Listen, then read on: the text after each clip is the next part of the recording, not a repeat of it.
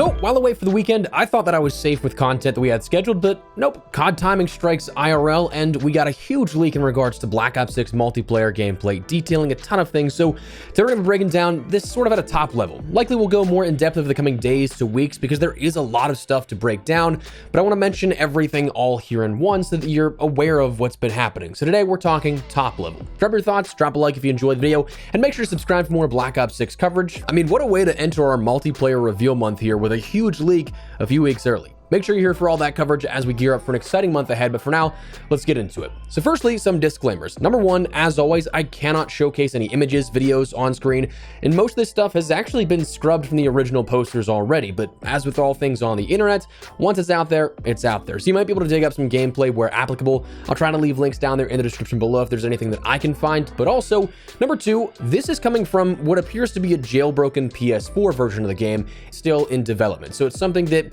while some aspects may look pretty rough, just know it is something that's done on a version of the game that isn't capable of pushing those boundaries in terms of like graphics or textures and things like that. So there's a little bit of a sort of asterisk on what this will look like, but it gives us a general understanding of some of the gameplay features, some of the gameplay feel, and things like that. So let's jump into it. I want to start with some menu and create a class stuff. A lot of what was showcased was screenshots of the menus of create a class, of other aspects of that user interface. There were some videos that did leak, which we'll touch on in a second, but when it comes to some of this stuff, it's pretty nice to see this up front that even before jumping into the game, you're going to have a few things changed compared to what we have recently.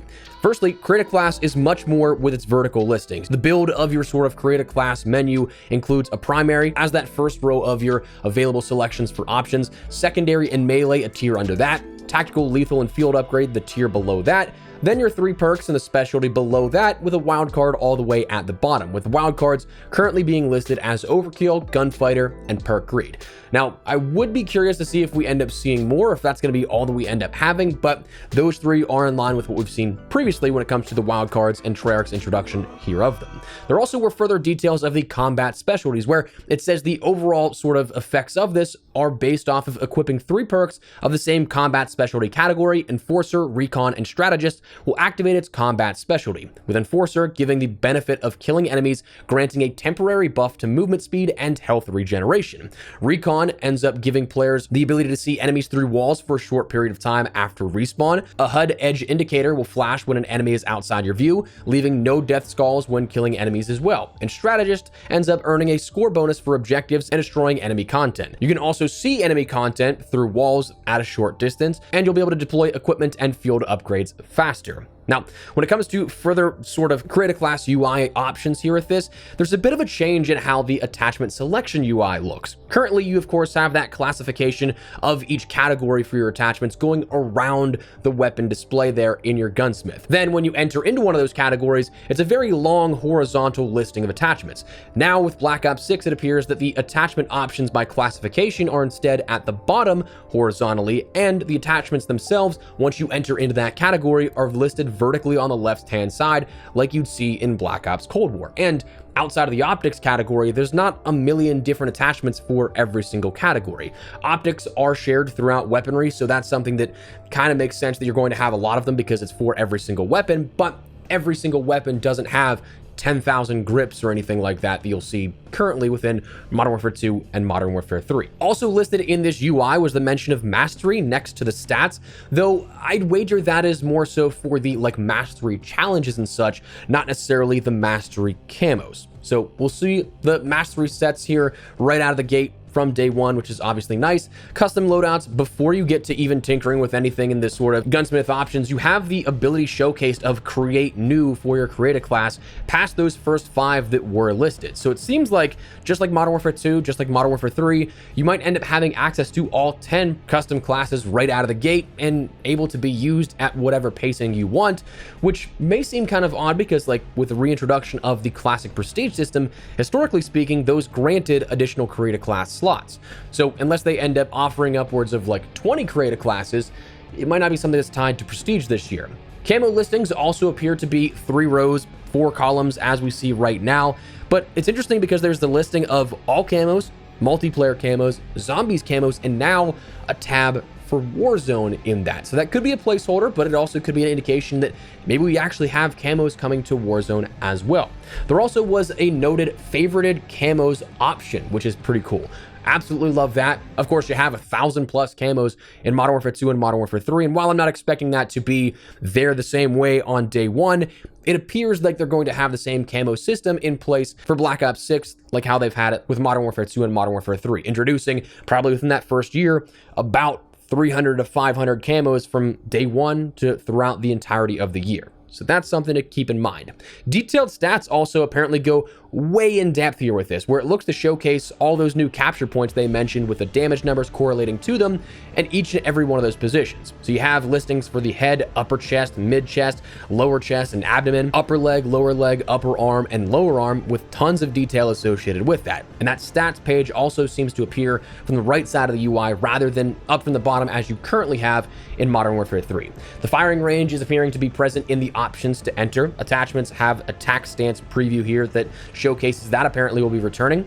Operator UI is the same split panel that you have in Modern Warfare 3, which confirms those factions of Rogue Black Ops and Crimson 1, which is what we saw from our sort of debrief here around the reveal time of Black Ops 6. A more off the grid versus formal Spec Ops faction split. Jumping over to some map details here with this, it apparently looks like we've seen already leaked about 20. We know 16 are at launch, so these may be some stuff that come shortly after launch, like Nuketown's included in this. So we've seen historically that's something that's introduced like 2 weeks after the launch, but I mean, that also could be something that looks to be at launch based off of what we've seen beforehand. So just as a sort of reference point, some of these may end up coming a couple of weeks after the launch, not before Season 1. Some could just be all in Season 1. We don't know. But there are 20 listed as opposed to the 16 that we knew of. We have Vorkuta Mine, Vorkuta, Catacomb, Flat, Dig, Babylon, Train Graveyard, Russian Base, Socotra 2, Hacienda Alt, Strip Mall, Red Card, Firing Range 2, Veiled, Canals,